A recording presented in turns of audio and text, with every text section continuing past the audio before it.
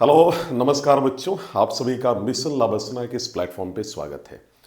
आज की इस लेक्चर में हम सभी फर्स्ट 5 ईयर प्लान को डिस्कस करेंगे। जब हम UPSC, BPSC, UPPCC other state PCS examination देते हैं या फिर अभी हाल ही में एडीओ की एग्जामिनेशन होने वाली है, आप ये पाएंगे कि इन परीक्षाओं में यहाँ से काफ़ी प्रश्न आए हैं और एडीओ में जाहिर सी बात है आएगी ही और फ्यूचर के सभी एग्जामिनेशन में भी आने की संभावना है, क्योंकि ये हीटेड टॉपिक है। आज की जो हमारी लेक्चर है इसमें हम ये समझने का प्रयास करेंगे कि जो हमारा फर्स्ट 5 ईयर प्लान है इसका उद्देश्य क्या था, है ना। और इसमें जो उद्देश्य रखा गया उसको पूरा करने के लिए गवर्नमेंट ऑफ इंडिया ने कौन कौन से स्कीम को लागू किया था। आपको स्क्रीन पे दिख रहा होगा फर्स्ट 5 ईयर प्लान। देखिए, इसकी शुरुआत 1951 में की गई थी, 1951 में। ये वही समय है जिस दौरान भारत में पहला जनरल इलेक्शन हुआ था। 1946 में जवाहरलाल नेहरू इंटरिम गवर्नमेंट के प्रधानमंत्री बने थे, यानी अंतरिम सरकार के। और जाहिर सी बात है कि अगर आप देखें 1946 से 1951 5 साल का उनका कार्यकाल हो रहा था। और आप सभी को मालूम है कि प्रधानमंत्री का जो कार्यकाल होता है 5 वर्षों का होता है। तो 1951 में देश में जनरल इलेक्शन हुआ था, जिसमें समझिए कि मैंने प्रचंड बहुमत के साथ कांग्रेस जीत कर आई थी, जिसके भावी आप कह सकते हैं उस दौरान जवाहरलाल नेहरू देश के प्रधानमंत्री बने थे। और सेकंड लार्जेस्ट जो पार्टी बनी थी उसका नाम था सीपीआई। बहरहाल 1951 में जैसी नेहरू की सरकार बनी, नेहरू ने सबसे पहले फर्स्ट 5 ईयर प्लान को लॉन्च किया। और ये वही नेहरू हैं जिन्होंने 1950 में प्लानिंग कमीशन की स्थापना की थी। 1951 में जब शुरुआत की गई पहली पंचवर्षीय योजना का, तो आप सभी को मालूम है कि पहली पंचवर्षीय योजना को शुरू करने से पहले जब 1950 में प्लानिंग कमीशन का एस्टेब्लिशमेंट किया गया था, तो 1950 में ही नेहरू ने यह डिसाइड कर लिया था कि पहली पंचवर्षीय योजना का उद्देश्य क्या होगा।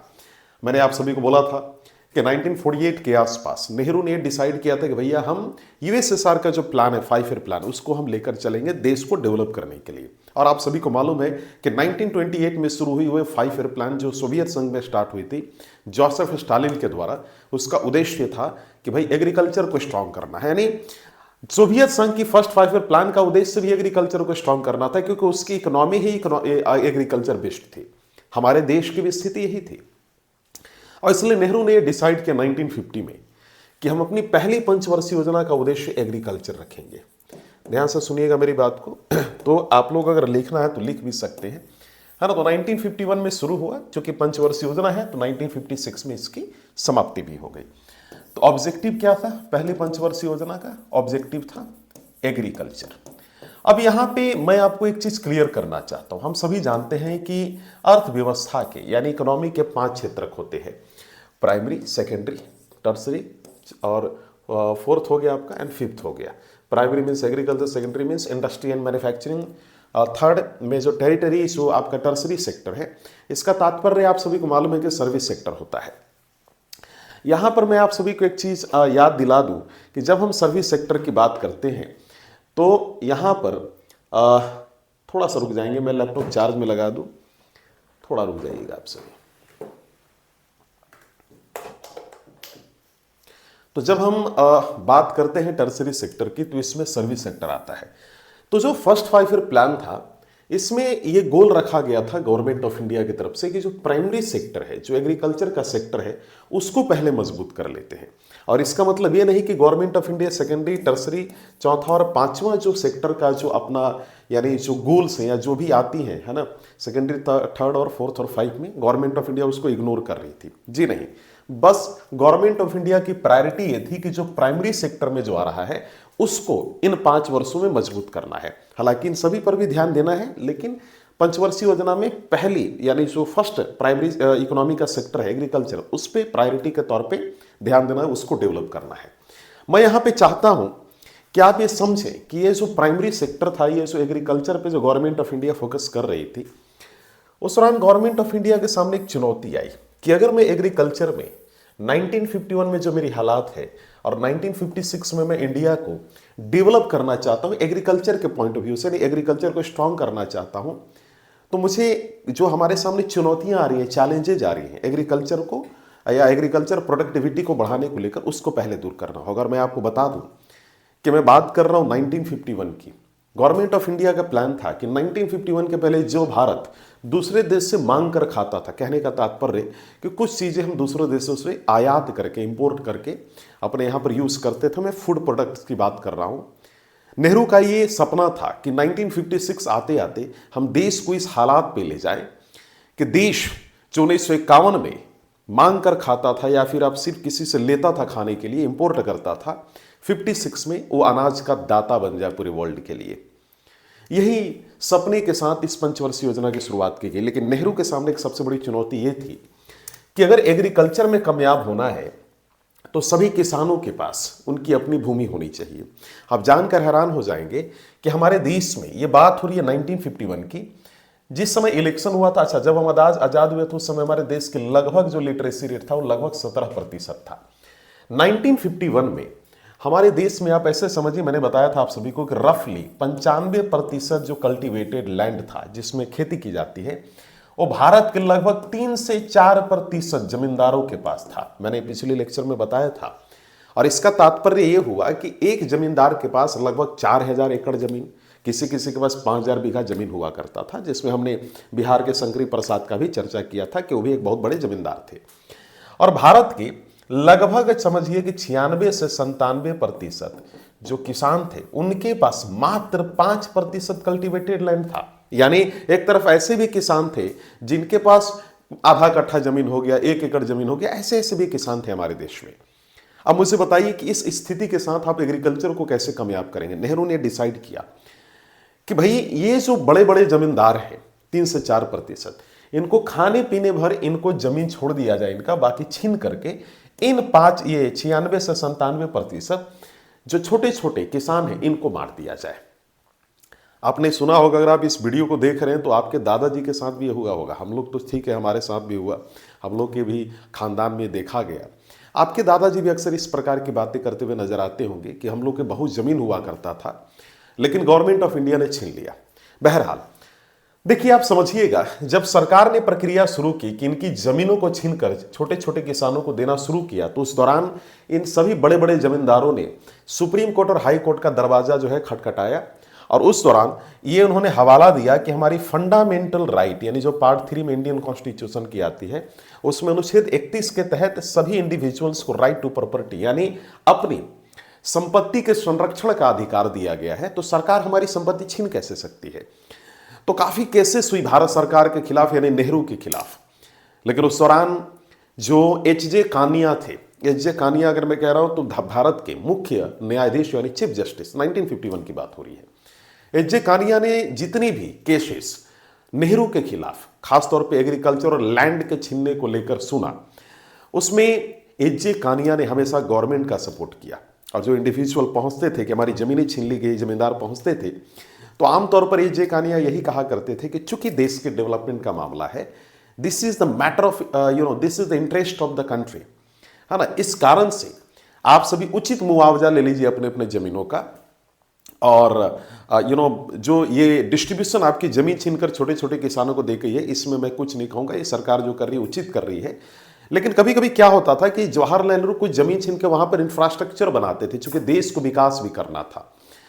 तो उस मामले में भी कई बार कई जमींदार पहुंचे सुप्रीम कोर्ट और हाई कोर्ट में। इस पर्टिकुलर मामले में जहां पर जमीन छीनी जा रही इंफ्रास्ट्रक्चर डेवलपमेंट के लिए, उसमें एच.जे. कानिया ने कहा, जो चीफ जस्टिस थे, कि भाई ये देश के डेवलपमेंट का इंटरेस्ट है, मामला है, इसमें मैं कुछ नहीं कर सकता, आप सभी सरकार से उचित मुआवजा ले लीजिए और सरकार का सहयोग कीजिए, सरकार को कोऑपरेट कीजिए। यानी यहां पर जमींदारों की, इंडिविजुअल्स की हार होती थी जब इंफ्रास्ट्रक्चर डेवलपमेंट को लेकर सरकार जब जमीन छीनती थी। और ये जो लैंड डिस्ट्रीब्यूशन का मामला था कि जमीन छीनकर छोटे छोटे किसानों को बांट दिया जाए, इस पर्टिकुलर मुद्दे में आप जानकर हैरान हो जाएंगे कि जो सरकार, ये जो सुप्रीम कोर्ट होता था, यानी सुप्रीम कोर्ट की मैं बात कर रहा हूं, सुप्रीम कोर्ट इस मसले में भी सरकार को सपोर्ट करती थी कि सरकार सही कर रही है। तो ये तो आपको मालूम चल गया।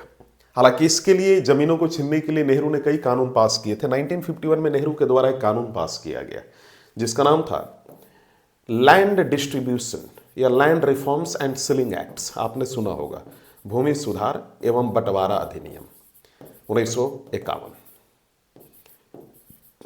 आप समझ पा रहे होंगे मैं क्या कह रहा हूं। तो ऑब्जेक्टिव क्या था? एग्रीकल्चर था। आगे बिंदु पे आते हैं, ठीक है। अब चूंकि एग्रीकल्चर ऑब्जेक्टिव है तो इसको कामयाब करने के लिए एक और चुनौती ये था कि कई ऐसे एरिया थे भारत के जहां पर सिंचाई की व्यवस्थाएं बड़ी कम थी, तो डैम्स भी बनानी थी। बहरहाल उन सभी मुद्दों पे आएंगे, लेकिन आप इतना समझिए कि फर्स्ट 5 ईयर प्लान नेहरू के द्वारा लॉन्च किया गया, है ना, लॉन्च्ड बाय नेहरू। ठीक है, launched by Nehru. If I am saying the Nehru, it means the Jawaharlal Nehru, the at the same time prime minister of India. और एग्रीकल्चर में कैसे भारत को इस तरीके से कैपेबल बना देना है कि 1956 आते आते पहली पंचवर्षीय योजना समाप्त होते होते भारत एग्रीकल्चर के मामले में एक स्ट्रांग देश कहलाए। इस चीज का पूरा डिजाइन, है ना, ये पूरा जाता है इसका श्रेय केन राज का, यानी केन कामराज का। तो केन कामराज जो थे, इन्होंने क्या किया था कि पूरी तरीके से, है ना, डिजाइन किया था एग्रीकल्चर को कामयाबी, यानी फर्स्ट 5 ईयर प्लान का पूरा डिजाइन का जो क्रेडिट है वो केन कामराज को जाता है।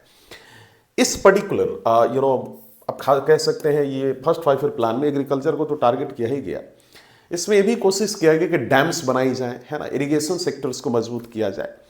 और भारत सरकार ने कई जो है इसमें डैम्स भी बनाई, उन सभी पे भी चर्चा करेंगे। दूसरा, ये जो मॉडल था ये हैरोल्ड डॉमर मॉडल पे बेस्ड था।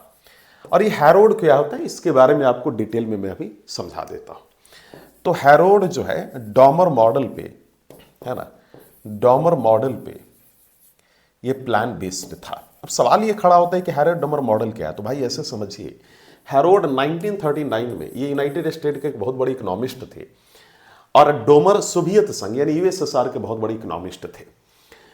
तो 1939 में एक किताब छपी थी हैरोल्ड की, और 1946 में डोमर की। उन दोनों बुक्स में इन दोनों ने एक ही बात कही थी, और वो बात ये था कि किसी भी देश को, हालांकि बहुत सारी बातें हैं लेकिन मैं शॉर्ट में बताना चाहता हूं क्योंकि एग्जामिनेशन में यहां से नहीं आता है।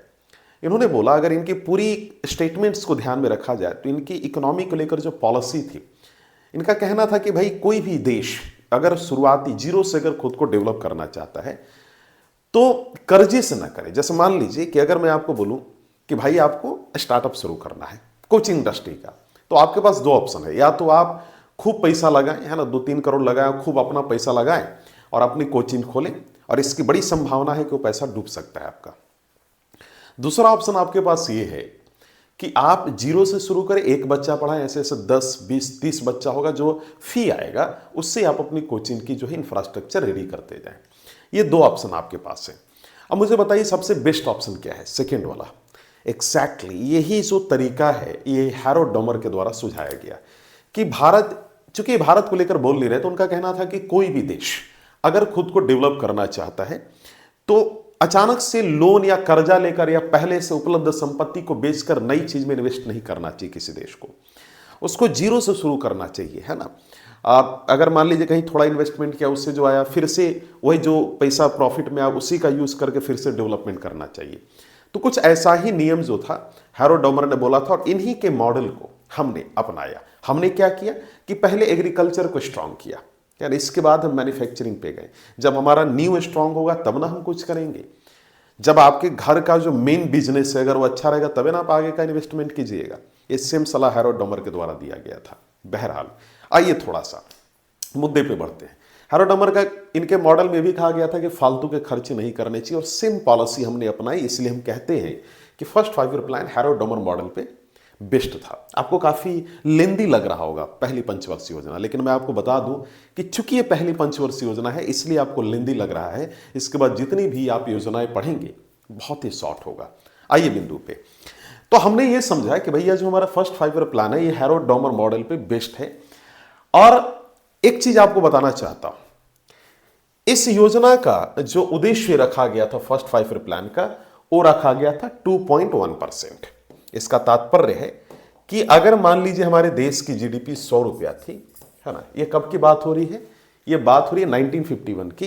तो 1956 आते आते हमारे देश की जीडीपी 102 यानी 102.1% होनी चाहिए। ये टारगेट रखा गया था नेहरू के द्वारा। सो हम लोग यहां लिखेंगे टारगेट ग्रोथ रेट क्या था हमारा? 2.1%। कितना था जी target growth rate? It was 2.1%। Are you getting the point? 2.1%। लेकिन सवाल ये खड़ा होता है कि हमने अचीव कितना किया। So achieved growth rate was 3.6%। Achieved जो हमारा ग्रोथ रेट था वो 3.6% था। सो ये चीज है। तो इसका मतलब ये हुआ है कि हमारा ये जो योजना था, हमारी जो ये स्कीम थी, फर्स्ट 5 ईयर प्लान जो हमारा प्लान था, ये सफल रहा, सक्सेसफुल रहा। और इसलिए भी सक्सेसफुल रहा, इसके पीछे सबसे बड़ा जो कारण, हालांकि कई कारण है, लेकिन एक सबसे बड़ा जो कारण माना जाता है वो ये था कि मान लो कि आप मम्मी से, अपनी माँ से जिद कर रहे हैं कि माँ बुलेट ले दो, बुलेट ले दो, ठीक है, माँ ने आपको बुलेट ले दिया। अब अगर माँ आपको बोले कि बेटा ऐसा है कि आपने देखा होगा ना जो काऊ डंग होता है, उसका काऊ केक बनाया जाता है जिसको गोईठा कहा जाता है यूपी बिहार में, और अगर माँ आपको बोल देगा बेटा ऐसा है कि तुमको बुलेट ले दिए हैं, जाओ तुम गोईठा लेकर आओ, है ना, घर की सफाई कर दो, है ना, तो आप एक्साइटमेंट में ना कि चलो बाइक लिया है, थोड़ा बुला ही देते, क्या दिक्कत है, बाइक लिया तो गया एटलीस्ट।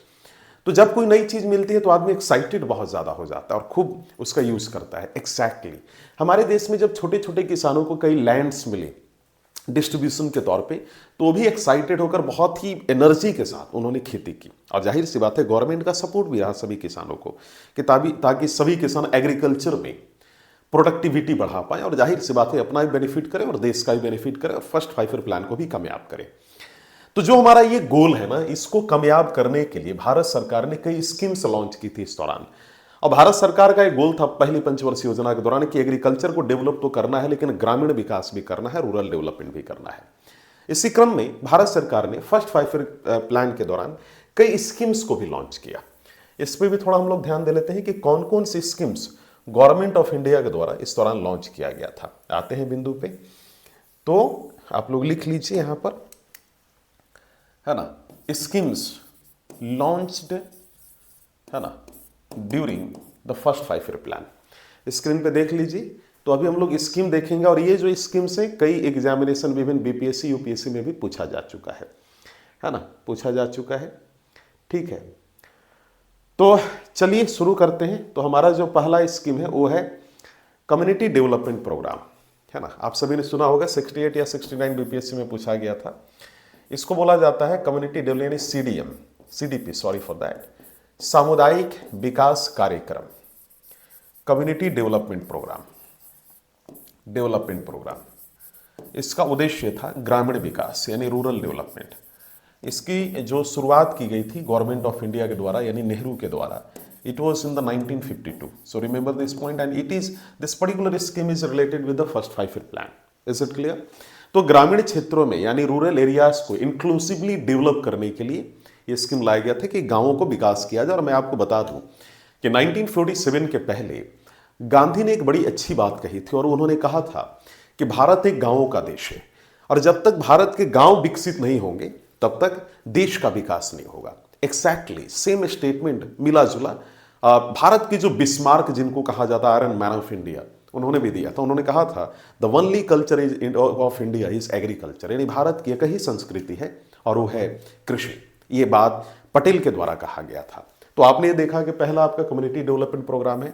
दूसरा नेशनल एक्सटेंशन सर्विस, है ना, national extension service, national extension service, national extension service. और इस पर्टिकुलर स्कीम का उद्देश्य जो कि 1953 में लॉन्च किया गया है, इसका उद्देश्य ये था कि ग्रामीण इलाकों में जो भी किसान खेती कर रहे हैं उनको गवर्नमेंट ऑफ इंडिया हेल्प करे, सपोर्ट करे। तो सवाल ये खड़ा होता है किस तरीके का सपोर्ट का तात्पर्य है कि उनको अच्छे अच्छे बीज, सीड्स प्रोवाइड करें, जिसको हम HYV सीड्स कहते हैं, हाई यील्डिंग वैरायटी सीड्स जिसको कहा जाता है।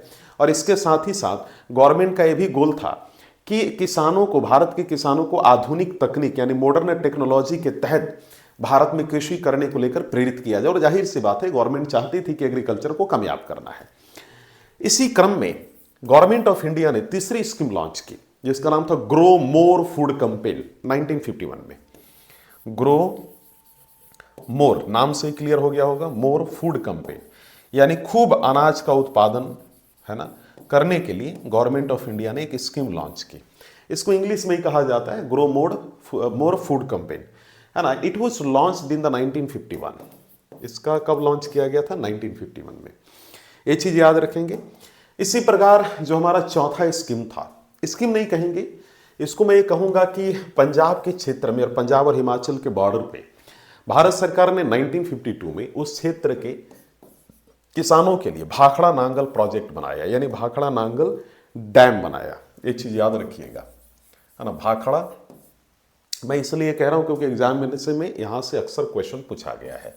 भाखड़ा नांगल, है ना, नांगल डैम बनाया and this dam was constructed on the 1952, ये याद रखेंगे। तो 1952 में इसको बनाया गया था ताकि अगल बगल के क्षेत्रों में सिंचाई की व्यवस्थाएं उपलब्ध हो पाए और समस्याएं खत्म हो पाए। इसी प्रकार हीराकुंड डैम प्रोजेक्ट बनाया गया था। हीराकुंड, इसको हीराकुंड लोग पढ़ते हैं लेकिन लिखा जाता है हीराकुंड, है ना, ये याद रखिएगा। तो हीराकुंड डैम बनाया गया था। इट वाज इन द 1953, है ना, 1953 बनाया गया था। और ये मैं आपको बता दूं, अगर आप लिखना चाहें तो this dam was built in the Odisha, ठीक है। तो ये चीज याद रखिएगा, ओडिशा में बनाया गया था। इसके बाद नागार्जुन सागर, है ना, नागार्जुन सागर डैम बनाई गई थी और ये आंध्रा में बनाया गया था, आंध्रा क्षेत्र में Nagarjuna Sagar. Is it clear? Nagarjuna Sagar dam and it was built. हालांकि इसके बारे में कहना चाहता हूं, नागार्जुन सागर 1955 में बनाई गई थी लेकिन कंप्लीट इसका कंस्ट्रक्शन नहीं हुआ था, मतलब फिर भी बन रहा था। इवन सेकंड 5 ईयर प्लान में भी इसकी कंस्ट्रक्शन जारी रही, लेकिन 1955 से काम करना इसने शुरू कर दिया था। एक अच्छी बात आपको बताना चाहता हूं, झारखंड में दामोदर वैली कॉरपोरेशन नामक एक प्रोजेक्ट चल रही थी जो कि फर्स्ट 5 ईयर प्लान से उसको डेवलप किया गया था। उसके पहले से डेवलप्ड था वो, लेकिन उसके आप कह सकते हैं रिवाइवल के लिए, उसको फिर से अच्छा मजबूत करने के लिए उसमें कई मरम्मत करवाई गई उस डैम में, ताकि झारखंड के क्षेत्र में, बिहार के क्षेत्र में भी कुछ सिंचाई की व्यवस्थाएं उपलब्ध हो पाए। इसी प्रकार भारत सरकार ने, याद रखेंगे आप सभी, नेशनल सैंपल सर्वे, है ना, जो एक संस्था थी उसको मजबूत किया। नेशनल सैंपल, ध्यान से सुनेंगे आप सभी, सैंपल सर्वे, इस संस्था को मजबूत किया और इसको जो मजबूती की देगी, इसको गवर्नमेंट की तरफ से जो मजबूत किया गया, वो टाइमलाइन माना जाता है 1950 से 51। सो ये सारे जो फैक्ट्स है ना, ये आप सभी को याद करना। और आप सभी को मालूम है कि प्लानिंग कमीशन जिसकी स्थापना 1950 में हुई है, उसकी भी आप समझिए कि वो काम करना शुरू किया 1951 से। तो इस प्रकार हमारी जो पहली पंचवर्षीय योजना है वो समाप्त होती है। और जो सेकेंड 5 ईयर प्लान था, चूंकि 1956 में फर्स्ट 5 ईयर प्लान खत्म हो रही थी, तो 1955 में ही सेकेंड 5 ईयर प्लान का पूरा कंसेप्ट रेडी कर लिया गया था गवर्नमेंट ऑफ इंडिया की तरफ से। तो आज के सेशन में हम सभी ने यह देखा कि पहली पंचवर्षीय योजना क्या थी और फर्स्ट 5 ईयर प्लान में बेसिकली हुआ क्या था। काफी लंबा सेशन था, लेकिन मैं आपको बताना चाहता हूं कि नेहरू अभी भी प्रधानमंत्री हैं। और मैं एक बड़ी अच्छी बात के साथ इस पूरे लेक्चर को समाप्त करना चाहता हूं कि एक स्टेटमेंट आया था। ये स्टेटमेंट बेसिकली नेहरू के द्वारा दिया गया था जब वो दिल्ली में प्राइम मिनिस्टर ऑफिस में बैठे थे, और ये बात हो रही है 1957 की। उन्होंने एक स्टेटमेंट दी थी कि जो भारत 1951 में अनाज के लिए कहीं कहीं से मदद मांगता था, आज 1956 में ये स्थिति थी भारत की जहां पर भारत अनाजों का दाता बन गया था। ये मैं पहले भी कह चुका हूं। आज के लिए इतना ही, फिर एक नए सेशन के साथ आप सभी के साथ उपलब्ध होऊंगा। यूपीएससी में 5 ईयर प्लान से रिलेटेड कई क्वेश्चंस पूछी जा चुकी हैं। मैं ये कोशिश करूंगा कि जब मैं आप लोगों को इकोनॉमिक्स पढ़ाऊं, बहुत ईजी लैंग्वेज में पढ़ाऊं, क्योंकि यूट्यूब पे इकोनॉमिक्स के कहीं पे कंप्लीट लेक्चर्स नहीं है। और जो मैं यहाँ पे आपको पढ़ा रहा हूँ, जीरो से पढ़ा रहा हूँ, चैप्टर वाइज पढ़ा रहा हूँ। एक भी चैप्टर आपका नहीं छूटेगा। अगर आप यूपीएससी की तैयारी कर रहे हैं, बीपीएससी की तैयारी कर रहे हैं, एईडीओ की तैयारी कर रहे हैं, सो आई विल टेल यू कि एक बार हमारे इस लेक्चर को जरूर देखें। हमारे मिशन लबसना के प्लेलिस्ट में इकोनॉमिक्स की सभी लेक्चर्स उपलब्ध हैं। और आपको बताना चाहता हूं कि बहुत ही इजी लैंग्वेज में है। एक बार अगर वीडियो देख लेंगे तो इकोनॉमिक्स से संबंधित कोई भी कंफ्यूजन नहीं रहेगा, कंप्लीट इकोनॉमिक्स समाप्त हो जाएगा। साथ ही साथ एमसीक्यू भी मैं आप सभी का जो पीवाईक्यू में आया हुआ क्वेश्चन है वो भी करवाता रहूंगा। आज के लिए इतना ही, फिर मिलते हैं प्यारे बच्चों, धन्यवाद।